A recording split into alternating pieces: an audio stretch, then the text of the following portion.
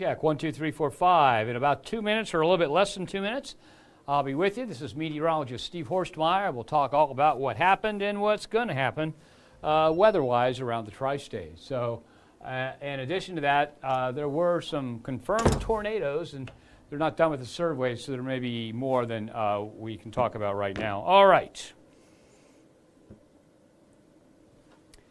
So just a little bit more than a minute, and I'll be with you here.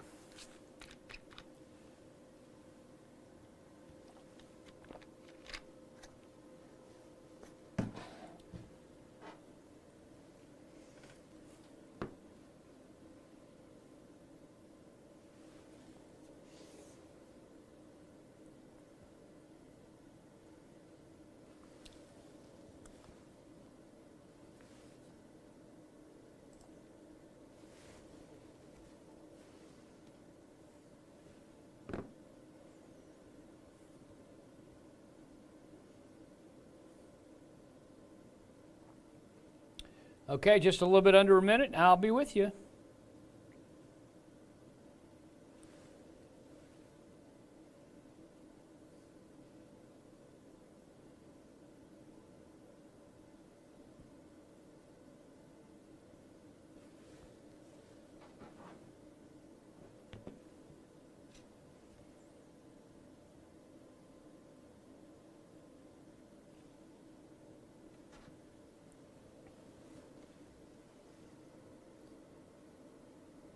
Okay, hi everyone, meteorologist Steve Horstmeyer. This is our live streaming weather show that airs every Monday through Friday at 7:15.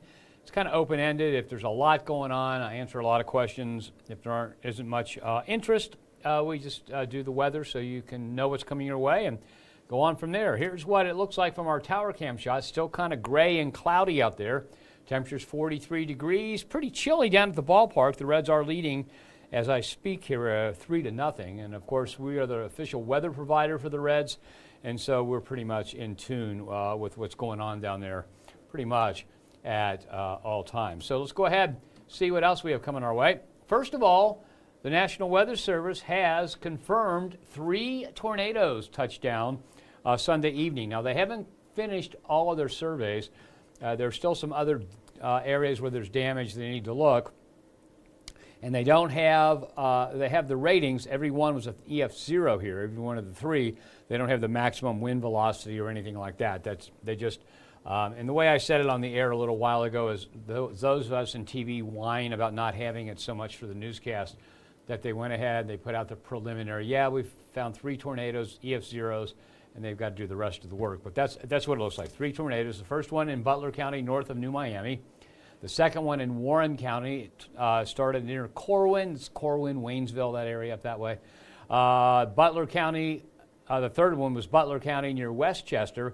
It crossed into Warren County and traveled over to the west of Morrow. And interestingly enough, just for those of you that are interested in the Reds, it is now in the second inning, and they're leading 6-0. Ellie De La Cruz just slammed a big home run. And how would I know that? Because I've got it running on my app here. I've got to keep track of it in case there's any drizzle or anything so they know about it. Okay, so let's get back to the tornadoes.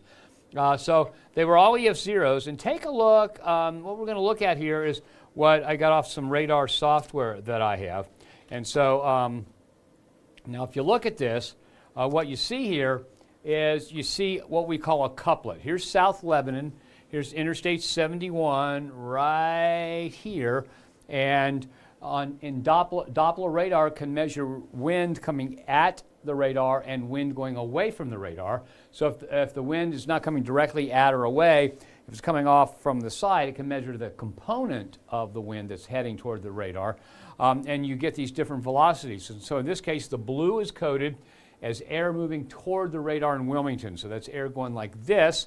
The red is color-coded, so that's air going away from the radar like this, and that is how you determine where the rotation of the thunderstorm is. And I tell you what I'm going to do here is, okay, so air moving away from the radar right like this, air moving toward the radar right like this. Now, Doppler can't measure air, so if I'm looking at something here and the wind's going like this, Doppler can't measure it that way. It can only measure the component of the air moving toward or away from the radar. And if it's going directly across this way, there's no movement toward the radar. So when we look at this, we can see where the center of rotation is. The center of rotation is right in here. And so that, if there's a tornado on the ground, that would be where it is. Now, of course, we also have to take into account the tornado can be tilted. Okay, it's not necessarily straight up and down.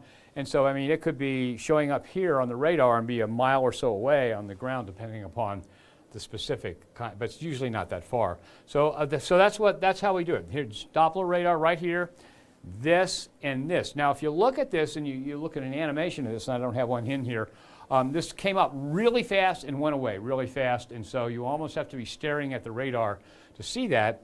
And we had talked about the possibility of a tornado near Morrow last night on the air because we saw this stuff spin up. So let's go back to the tornado list now. So that was number 3. It started in Butler County near Westchester, moved across Warren County to just west of Morrow. And then there was one in Warren County that started near Corwin, Waynesville, up in that area. And then Butler County north of New Miami, there was a third. Now, there may end up being a few more than that.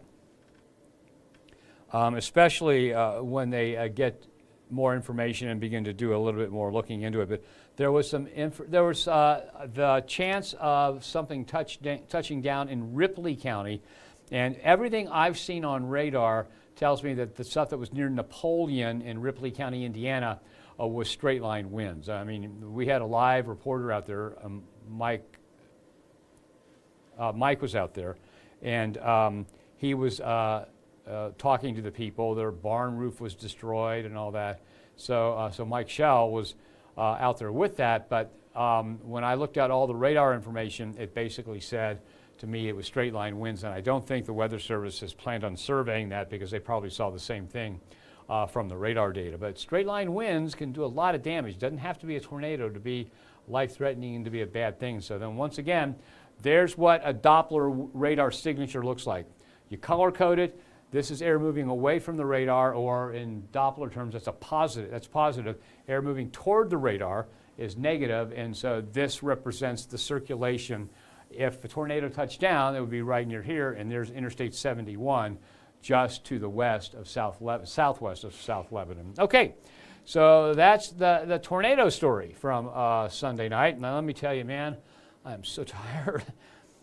Standing on my feet for like 8 hours is a lot, not as easy as it used to be. Okay, so on radar here, we have just a little bit of drizzle activity. We had a live reporter at Great American Ballpark before the game, and as that stuff moved right through downtown Cincinnati, she goes, oh, it's a little misty out here. And so if you're in southern Highland, if you're in central parts of Brown, northern Adams, you might be picking up a little mist right now, but it is trying to dry out. That's the last of it. And as we zoom out, you see there's clearing out there, but that clearing is still out in Illinois. It's going to take a while, but I think by midnight we're down to partly cloudy in most locations around the tri-state. Now, here is what we're really beginning to worry about. Okay, this is the risk of excessive precipitation. This forecast product is produced by the Weather Prediction Center, and the earlier version today, the one that I woke up with, had the moderate risk down here to the southwest of Louisville. The new one, based on the new model data, has extended that moderate risk of excessive rainfall, and excessive rainfall by definition is enough to cause localized flooding in creeks and streams and that. So that moderate risk of extreme rainfall or excessive rainfall, it takes up the western third of the Fox 19 Now viewing area. So they've expanded that a little bit, okay? Now let's go ahead and take a look. There's that moderate risk into our western counties. Now here's that's from 8 a.m. Tuesday to 8 a.m. Wednesday. Here we go from 8 a.m. Wednesday into 8 a.m. Thursday. We've got a moderate risk over a good portion, more than half of the Fox 19 Now viewing area. And then when we get to 8 a.m. Thursday into 8 a.m. Friday, you're looking at a slight risk, okay? So they're still saying that we've got a pretty good chance that we're going to see quite a bit of rainfall around the tri-state. Now, if we take a look at this, this is as far out as this goes, but the newest model runs say that more than likely Friday we'll see a little bit more rain, Saturday some more heavy rain, ending on Sunday. So we may have a little bit more rain Friday, Saturday, and Sunday to add to that total. Now the totals here, now before I show you this, I don't want you to think this is what I'm forecasting. This is what one model is saying, and this particular model does a really good job. However, you've got to know some of the things that it doesn't do so well. And this far out, 5-6 days out, it almost always overestimates the amount of rain that's going to fall. And my rule of thumb, okay, is that whenever I see this from the European model, I just basically cut it in half, and I'll be closer to being in the ballpark. So when you see these rainfall totals, they may shock you, but it's a 5-day rainfall total here. Take a look at Vevey, Indiana, okay, Vevey right down here along the Ohio River, okay? Now again, I'm saying that this is the worst case scenario. In addition to there being the worst case scenario, it also is probably showing some of the weaknesses in this model. So let's say you take the 10.85 inches of rain in Vevey and cut it in half, based on my rule of thumb, you still have 5.425 inches of rainfall over a 5-day stretch, and that's a lot. Now, it's not enough for like catastrophic flooding. It doesn't come to the level of what hurricanes can do down south, but it's a lot of rainfall, okay? The most Cincinnati has ever gotten in 4 days, according to the National Weather Service, is 7.47 inches, and so this is actually a 5-day total, so it would be very close to that. Okay, so keeping in mind what we're looking at is we're looking at a model's opinion that typically overestimates the rainfall this far out, not necessarily a day out, but 4 to 5 days out. It usually overdoes it. So if we would use my rule of thumb and cut the European model in half, we still have a lot of rain that's going to come down in that 5-day stretch. And so I can't rule out some spots getting close to 8 inches of rain. I won't bet on it, but I think it's more likely that if you cut those in half, you're going to have what you have. However, things have happened lately that make you think, hey, the weather's kind of going haywire. There's a lot more because of the warming planet. You have the only thing that controls the average amount of humidity in the air, or the average amount of water vapor, if you want to call it that.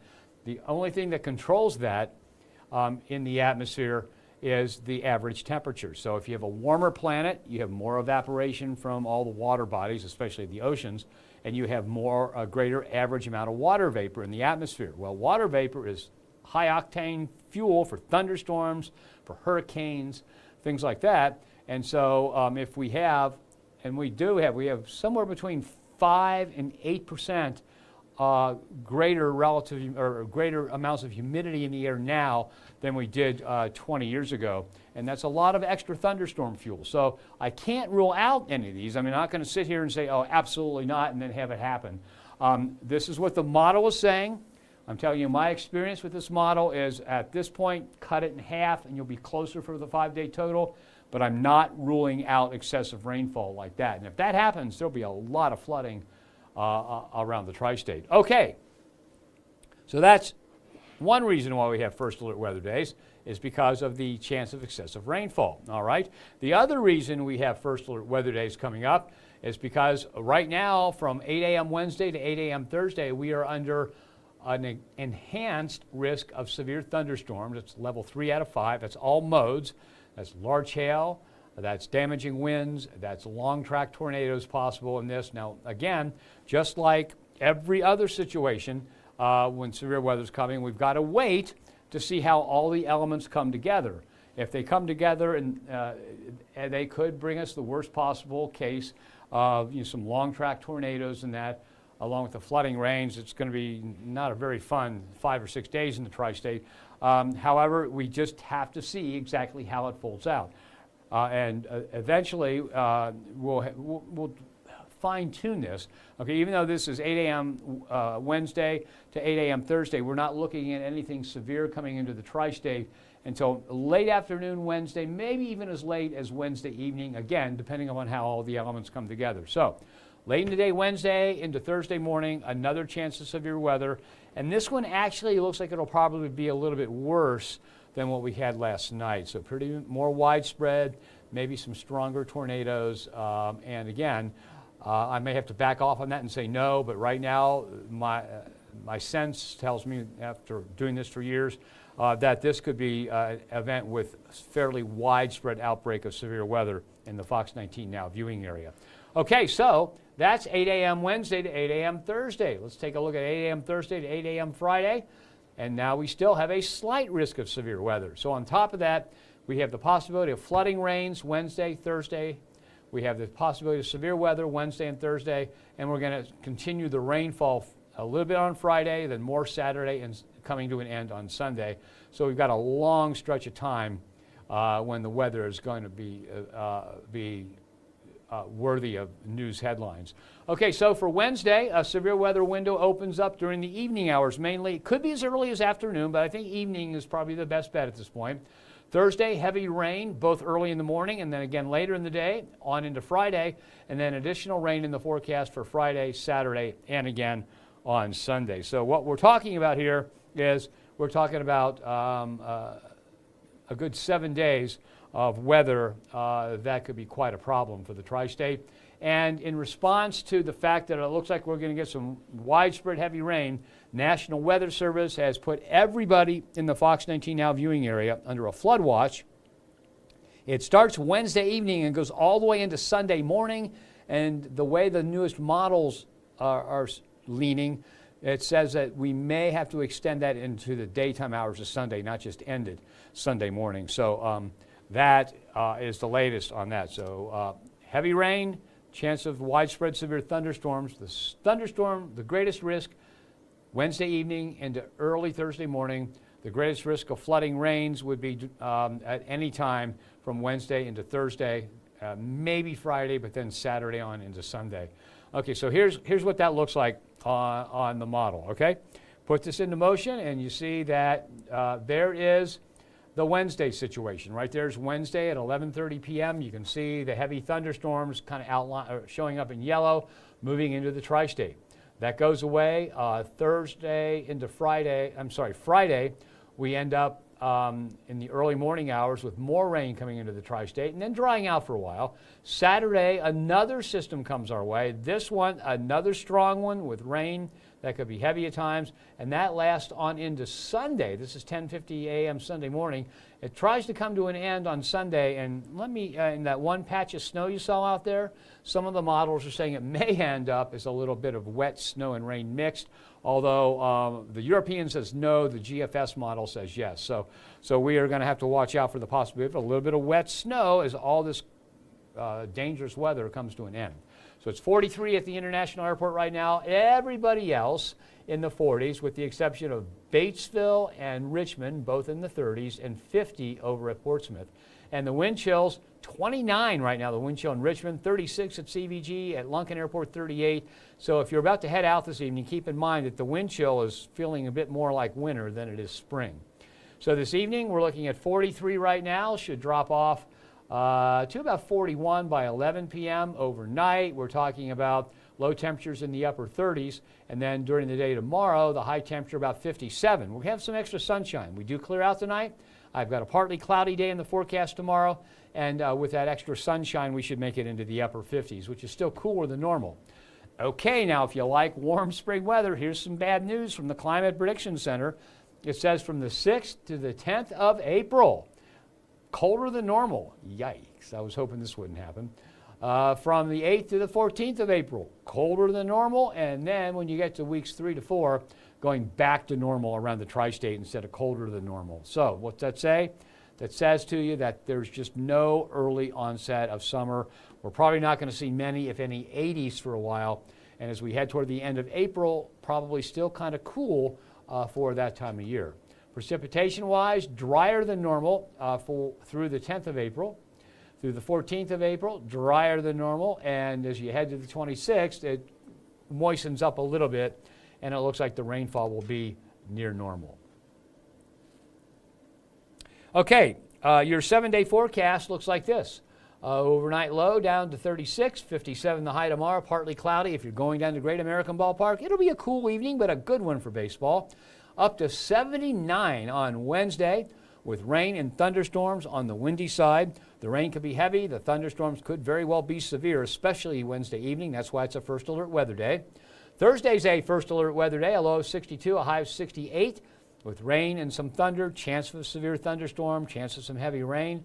Some showers and thunderstorms on Friday, mainly in the morning, and then I think most of Friday after that looks dry, but back to very wet on Saturday with a high of 67. More rain on Sunday, but rain kind of coming to an end as we head toward noon on Sunday, and on Monday, finally a dry forecast. When we go to beyond the 7-day, that takes us to the 14th of April. I've got dry weather for Tuesday and Wednesday, the 8th and 9th. Got some rain on Thursday, the 10th, and scattered showers possible each day, Friday, Saturday, Sunday, and Monday, the 11th through the 14th. And notice morning low still on the chilly side. So it looks like a stretch of time, just like we saw on that map, with temperatures below normal. And here is what it looks like with our summary graph. There are the highs, there are the lows, add on the normals, and you can see a lot of the time in the next 14 days, we're going to be colder than normal around the tri-state. Okay, let me take a quick look here at Facebook. Answer whatever questions or comments we have. And let's see, I don't see any at all. Okay.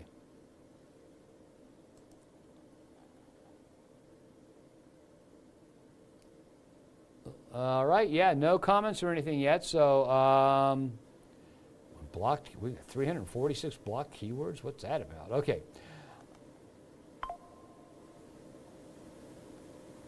Oh, wait, just crossed. You heard that beep? That was from the National Weather Service.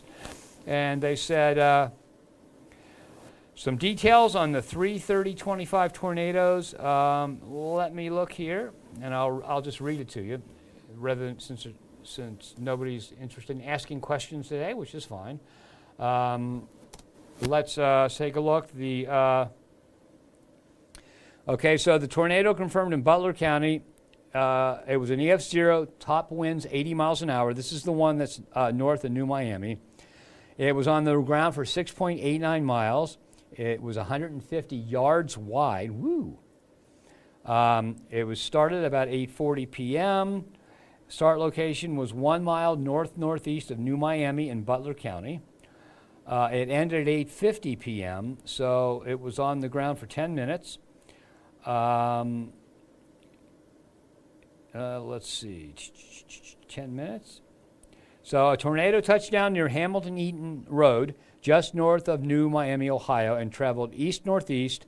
The tornado caused damage to several mobile homes, some with substantial roof and siding damage, and at least two moved from their foundations. Two of the mobile homes moved from their foundations, but were still standing. There were also numerous trees either uprooted or with the tops snapped in this area. Estimated wind damage was 75 to 80 miles an hour. Okay. The tornado continued along Trenton Road and Hawkins Road, where additional tree damage occurred. From there across Wayne-Madison Road, snapping power poles, additional damage to outbuildings. It crossed the Great Miami River and caused damage to several homes in a subdivision east of Hamilton-Middletown Road. Some of them had flashing peeled off. After you got past that subdivision, it was much more spotty as the tornado weakened. And an EF0 is anywhere from 65 to 85 miles an hour, so it was a high-end EF0 tornado. All right. So let me go to the other one, the Westchester, the tornado that started near Westchester and ended up near Morrow. Okay, tornado confirmed in Butler and Warren counties. EF0, 85 miles an hour, path width 200 yards. Path length, it was on the ground for 11.71 miles. Okay. No injuries or fatalities. It developed in Westchester and Butler County near the intersection of Tylersville Road and Lady Ann Drive, where some trees were downed. Okay. Before moving across VOA Park. In the park, an outbuilding was toppled and several soccer goals were scattered throughout the grounds. The tornado crossed the Butler-Warren County Road and entered Warren County between Tyler Court and Clover Drive. From there, The tornado traveled almost due east and affected numerous subdivisions along a narrow path through the central part of Mason. The majority of the damage in these areas was uprooted trees and broken limbs, along with minor roof and siding damage. Okay, the tornado crossed I-71 near Kings Mills exit and caused a few trailers to overturn at Camp Cedar RV Resort as the tornado continued east. And that was right, I showed you I-71, not far from South Lebanon. That is the point that I showed you from the radar data. Okay. Let's see, it continued east. Numerous trees were down along Kings Mills Road. Continued to cause sporadic tree and mainly minor house damage in a narrow path across the subdivision on both sides of the State Route 48. One house to the east of State Route 48 suffered a partial wall collapse of its garage. The tornado continued east along Route 22, causing spotty tree damage, before ending just west of the Little Miami Junior High School. Okay, so it didn't make it to Little Miami Junior High School, it ended there. Okay.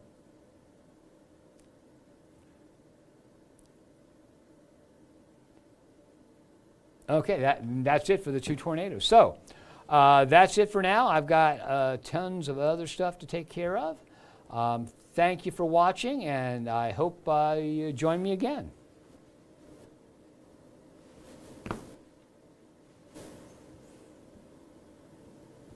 And just, I've got to do something and I'll be gone.